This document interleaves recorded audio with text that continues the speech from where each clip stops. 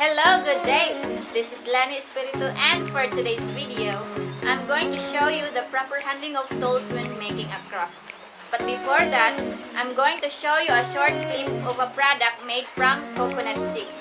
So let's go!